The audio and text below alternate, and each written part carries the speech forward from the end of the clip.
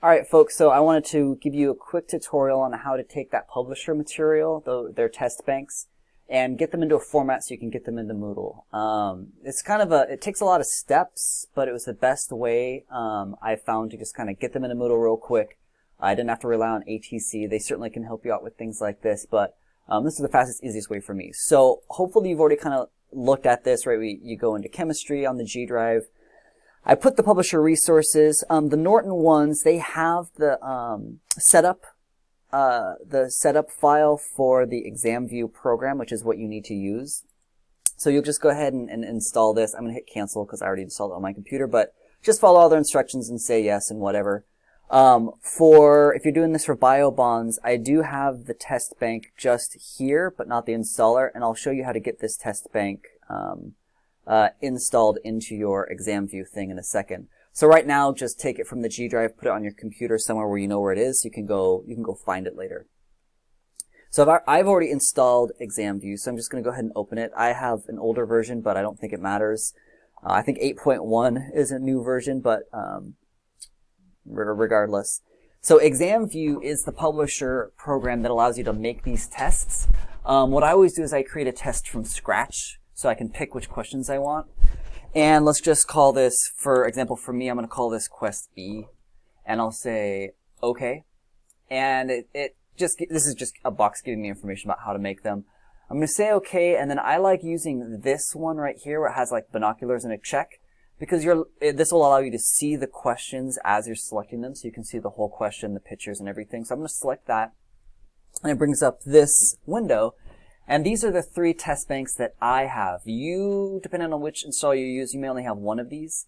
If you need to go find one, you can just go up one level and you can start looking for your test bank. So ExamView, banks, I put them all in here. If you need to go find a different one, you can click down here, and this is what I was saying before. Wherever you put that test bank for like the GOB one, so if you're doing BioBonds, right, so we had staff, chemistry, and we had publisher resources Timberlake. If you go in here, ExamView test bank, blah, blah, blah, blah, blah, that's the test bank file that you're going to need to say select, and it will bring it in here, and it'll show you all the Armstrong chapters, right? So let's just say, I'm just going to pick one for fun. I'll say 9, chapter 9. You select that, and what it's going to do is, in the next windows, it's going to allow you to see all of the questions that they made for Chapter 9. But maybe you're also interested in the ones in Chapter 6, and maybe the ones in Chapter 15. So now what's going to happen is it's going to show me all the questions that they put together for 6, 9, and 15. So 3 banks, 156 questions altogether.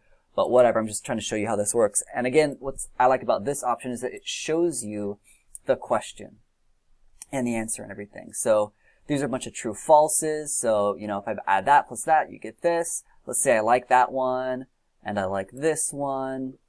And, you can scroll down to maybe I like that one. So these are all questions that maybe I liked that I want to put into Moodle. And so say I'm done with the Chapter 6 ones. I can go to Chapter 9 and say I like this one from Chapter 9 and that one from Chapter 9. And maybe one of these from Chapter 9, a multiple choice something. And then I'll just go to Chapter 15, and I'll pick a couple from Chapter 15. And you can edit these later if you want. So if they're not exactly how you like them, you can switch them up. So you can press finish, and then it's made you a test. Now, I guess you could print this out and use this for your class if you wanted, but I want these in Moodle, right? If I say I didn't really like this one, you can right-click and click on Edit, and then you can change, here, this went off of your screen, you can change this. Maybe I didn't like the diagram of mitochondria, and maybe I want, like, I want to change it to mitochondria of, examine the diagram of mitochondria shown below. Actually, it's one mitochondria, but regardless, you can change this to however you want. Fill in the blank with this, and then what you would do is you just click Record down here, and that's going to change it for you. So now it says, examine the diagram of mitochondria shown below. And I know my plural is off, but I just want to show you how you edit. So once I've got this exam that I like, what you do is you go up to File, Export, and this is important that you export it as Blackboard 6.0 to 7.0, because Moodle recognizes those types of files. Moodle knows the Blackboard file. So I'm going to click that, And then I'm going to go put it somewhere that, I'll just use the desktop for mine. And let's just say I call this the Quest B questions. You name it whatever you want, wherever you want, but just remember where you put it. And click save. You can give it whatever name. I haven't found that this is really all that important, but just name it whatever you want. I usually just make those the same. And I say okay. So now I'm done with this program. And now I'm going to go into Moodle.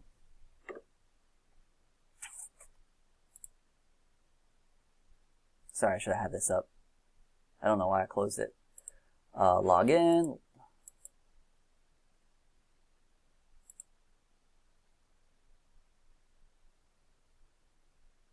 Log in, and I'll go into, I mean, it doesn't really matter which one I do.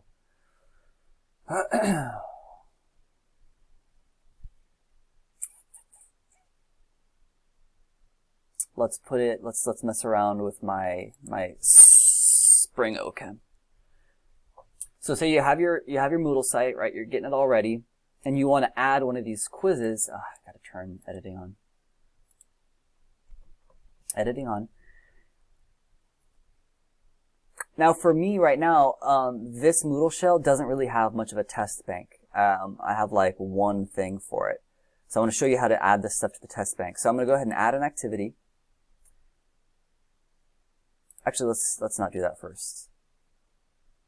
Let's go to the gear, and you're going to go down to more, and when you click on more, at the very bottom here it says question bank. Questions, categories, import, export. Right now I'll just show you my categories. I don't have much going on in my test bank. I have one thing. I have a Quest A. See, I have 9 questions, and they're just in one category. They're in Quest A. But I want more stuff in here. So I'm going to click on Import. And remember we saved ExamView as Blackboard 6070. And I'm going to go ahead and import that into my 243 class. And this is where you need to go find that file that you saved, right? So I'm going to go to Browse. We saved this one on the desktop.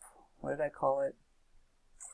I think I called it Quest something. Yeah, Quest B questions, right? So that zip file. All you have to do is find it, say yes, upload this file. So there's the Quest B questions. Click on Import. So this will import it into your Moodle page. Here's all the questions that I clicked from all those chapters. And press Continue. So now I have a new set of questions in a new category. Did I put this in a category? Let me show you how to do something. What I accidentally did was I didn't import them into a category I wanted. So let me go to Categories. I'll just do this again. I want to add a category underneath here, but I want to go ahead and call this Quest B because I want to keep my questions separate in different folders, so I don't have one giant question bank. I want to have them kind of more organized because I'm a little neurotic like that. So I'm going to make a folder called Quest B. I'm going to go back to Import, go back to ExamView. What I didn't do was import category. I want it to go into a folder called Quest B. That's what I didn't do last time. So then I'm going to go find this file again. Browse, desktop, Quest B, OK, upload the file. I'm going to try this again, import. Now the only difference between what I did before and what I did now is that it's going to put these 13 questions in that question bank. So now all those questions that I just found that I said I wanted for Quest B, they're in the Quest B test bank now, and not just in some giant general folder. So I'm going to go back to my Moodle site and go make say for the first week I want to add another quest. I'm going to go ahead and click Add an Activity, go down to Quiz, Add, call this Quest B. This will be what the students see.